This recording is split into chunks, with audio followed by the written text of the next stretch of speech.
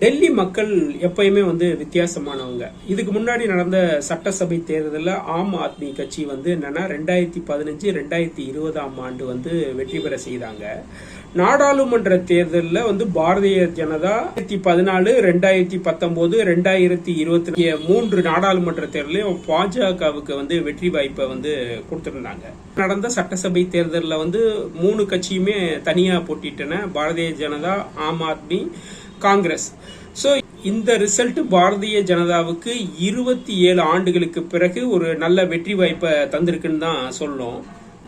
இதுல முக்கியமான விஷயம் என்னன்னா, ஊழல் வழக்குல கெஜ்ரிவால் ஒரு 5 மாசம் ஜெயில இருந்தாரு. அது ஒரு மக்களிடையே ஒரு நம்பக தன்மையை கொடுத்துச்சு. பட்ஜெட் அறிக்கையில வருமான வரி ஒரு பெரிய பிளஸ்ஸா இருந்துச்சு. 12,75,000 வரை டாக்ஸ் இல்லைன்னு. நடுத்தர மக்களுக்கு, பெண்களுக்கு மாதம் 2,500 ரூபா ஊக்கத்தை கொடுக்கறோம் அப்படின்ற விஷயமும் பெரிய ஒரு பேசுபொருளா இருந்துச்சு. இதனால அதிக வித்தியாசத்துல பாரதிய ஜனதா வெற்றி பெற்றுச்சுன்னு சொல்லலாம். ஈரோடு கிழக்கு சட்டமன்ற தேர்தலில் பாத்தீங்கன்னா திமுக, நாம் தமிழர் கட்சி 2 மெயின் கட்சி தான் போட்டிட்டுனா, மற்ற எந்த கட்சியுமே போட்டியிடல. ஸோ எல்லாருமே எதிர்பார்த்த என்னன்னா, இந்த வட்டம் நாம் தமிழர் கட்சிக்கு அதிக அளவு வாக்கு வங்கி வரும்னு தான் எதிர்பார்த்தோம். ஆனா என்னன்னா, அப்படியே மாறா அமைஞ்சிருக்கு. திமுக வெற்றி பெறும்னு தான் எல்லாரும் நினைச்சது. ஸோ அதுபடிதான் நடந்திருக்கு.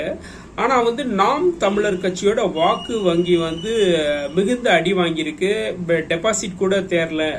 ஒட்டுமொத்த வாக்கையும் திமுகவே எடுத்துருச்சு. 2011 இந்த தொகுதி உருவான பிறகு முதல் முறையாக திமுக இந்த தொகுதியில வெற்றி பெற்றிருக்கு.